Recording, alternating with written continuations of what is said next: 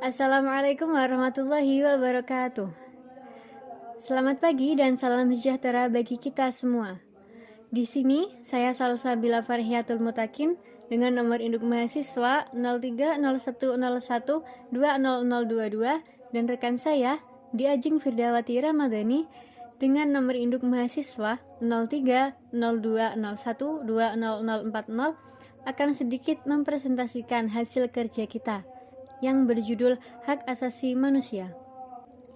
Seperti yang kita tahu, hak asasi manusia menjadi hal yang penting dalam kehidupan, sebab tak sedikit tindak kejahatan yang dilakukan oleh kelompok orang atau bahkan individu.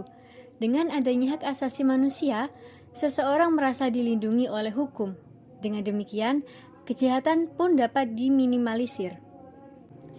Sebelum kita menginjak lebih jauh tentang sejarah perkembangan HAM, bagaimana pandangan Islam terhadap HAM, kita mestinya harus tahu dulu apakah definisi hak asasi manusia itu.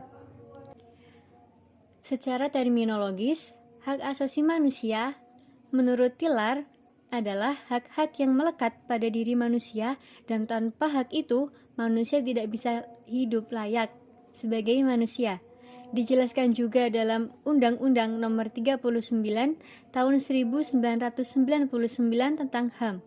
Dijelaskan bahwa HAM adalah seperangkat hak yang melekat pada hakikat dan keberadaan manusia sebagai makhluk Tuhan Yang Maha Esa dan merupakan anugerah yang wajib dihormati, dijunjung tinggi dan dilindungi oleh negara, hukum, pemerintah, dan setiap orang demi kehormatan serta perlindungan harkat dan martabat manusia.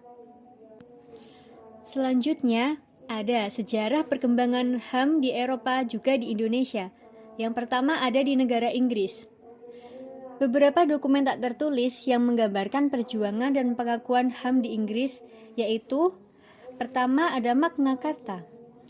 Magna Carta terlahir dengan dipelopori kaum bangsawan yang memaksa raja mengeluarkan Magna Carta. Magna Carta berisi petugas keamanan dan pemungut pajak akan menghormati hak-hak penduduk, larangan penuntutan tanpa bukti-bukti yang sah, larangan penahanan, penghukuman, dan perampasan benda dengan sewenang-wenang. Apabila seorang terlanjur ditahan, raja berjanji akan mengoreksi kesalahannya. Yang kedua ada Petition of Right, merupakan pernyataan-pernyataan mengenai hak-hak rakyat beserta jaminannya. Petisi ini diajukan oleh para bangsawan kepada raja di hadapan parlemen. Secara umum, isi petisi ini menurut hak-hak sebagai berikut. A. Pajak dan pungutan istimewa harus disertai persetujuan. B. Warga negara tidak boleh dipaksakan menerima tentara di rumahnya. C. Tentara tidak boleh menggunakan hukum perang dalam keadaan damai. Yang ketiga ada Habeas Corpus Act, merupakan dokumen hukum yang mengatur tentang penahanan seseorang. Isinya sebagai berikut. 1. Menetapkan bahwa orang yang ditahan harus dihadapkan dalam 3 hari setelah penahanan. Yang kedua, alasan penahanan seseorang harus disertai bukti yang sah menurut hukum. Yang selanjutnya ada Bill of Rights. Dokumen hukum yang ditandatangani Raja William III ini berisikan bahwa Raja William harus mengakui hak-hak parlemen. Hak tersebut adalah pembuatan undang-undang, harus dengan persetujuan parlemen. Pemungutan pajak harus persetujuan parlemen dan parlemen berhak mengubah keputusan raja. Hak warga negara untuk memeluk agama menurut kepercayaan masing-masing. Yang kelima ada Act of Settlement. Dokumen ini membatasi lebih jauh hak-hak raja dan memberikan jaminan yang lebih baik hak-hak kebebasan rakyat.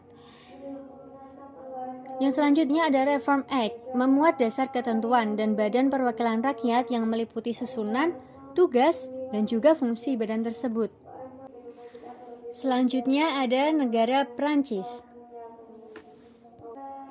Dokumen hak asasi manusia di Prancis atau disebut juga dengan Declaration des Droits de l'Homme du Citoyen yang dicetuskan oleh Jean-Jacques Rousseau dan Lafayette untuk melawan kesewenang-wenangan raja di awal revolusi Prancis. Dokumen ini berisi tentang pernyataan atas kebebasan atau liberté, kesamaan atau égalité, dan persaudaraan atau kesetiakawanan atau fraternité. Piagam tersebut terdiri dari 17 pasal. Pasal yang pertama berbunyi manusia dilahirkan dan akan tetap merdeka dan sama hak-haknya. Perbedaan sosial hanya dapat beralasan jika berdasarkan atas kepentingan masyarakat.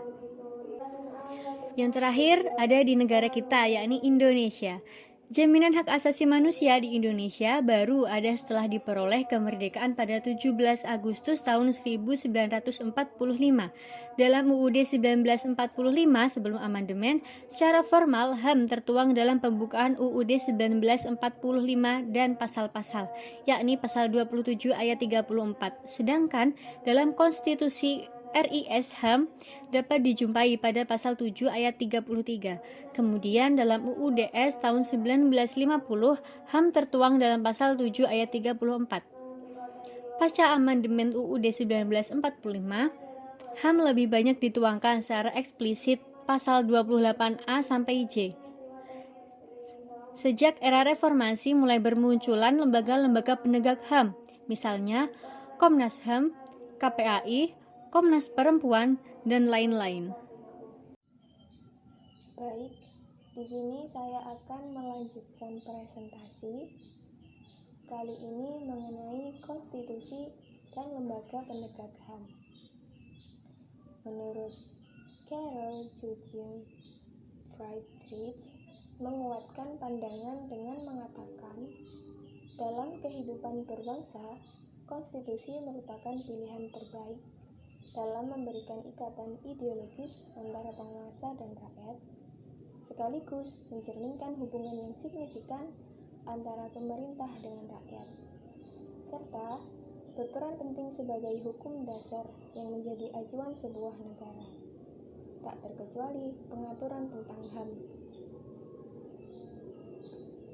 HAM diatur dalam peraturan perundang-undangan seperti UU HAM nomor 39 tahun 1999, UU Peradilan HAM nomor 26 tahun 2000, UU Pres nomor 40 tahun 1999, UU Perlindungan Konsumen nomor 8 tahun 1999, UU RI nomor 13 tahun 2006 tentang perlindungan saksi dan korban, UU RI nomor 23 tahun 2004 tentang penghapusan kekerasan dalam rumah tangga. Nah, sedangkan untuk mengatasi masalah penegak HAM sendiri, dalam bab 2 pasal 75, UU tentang HAM membentuk Komnas HAM, dan bab 9 pasal 104 tentang pengadilan HAM. Dari masing-masing dua lembaga ini, keduanya mempunyai fungsi yang berbeda. Komnas HAM berfungsi melaksanakan pengkajian, penelitian, penyuluhan, pemantauan, dan mediasi HAM. Sedangkan pengadilan HAM melakukan penuntutan. Komnas HAM sendiri kan melakukan pemanggilan saksi dan pihak kejaksaan yang melakukan penuntutan di pengadilan HAM. Selanjutnya mengenai gender dalam pandangan Islam dan HAM. Wanita dan laki-laki memiliki kesetaraan gender dalam HAM. Bahkan dalam Islam, perempuan memiliki hak yang sama dengan laki-laki dalam hal-hal tertentu. Mereka bahkan memiliki hak yang lebih. Seperti yang kita tahu sendiri di negara kita, peran perempuan khususnya dalam bidang politik juga mempunyai peran yang cukup menonjol. Pada dasarnya memang setiap komunitas, baik laki-laki maupun perempuan, memiliki karakteristik yang berbeda dan tentunya memiliki potensi yang berbeda pula. Nah, dalam Islam sendiri ada sebuah kisah yang dicontohkan oleh Sayyidah Aisyah radhiyallahu an. Jadi kesetaraan keterlibatan perempuan dalam politik dicontohkan oleh Sayyidah Aisyah yang menyampaikan pidato di Masjid Mekah, serta memainkan peran yang menonjol dan barangkali sentral dalam memfokuskan oposisi pada pengangkatan Sayyidina Ali sebagai khalifah. Hal ini membuktikan penerimaan masyarakat terhadap wanita yang dipandang sebagai figur yang mampu memimpin dan penting karena terbukti. Sekian presentasi dari kelompok kami. Jikalau ada kurang dan lebihnya, mohon maaf yang sebesar-besarnya. Jika memang teman-teman ingin menanyakan materi yang kami sampaikan tadi, silahkan tulis di kolom komentar. Akhiran, wassalamualaikum warahmatullahi wabarakatuh.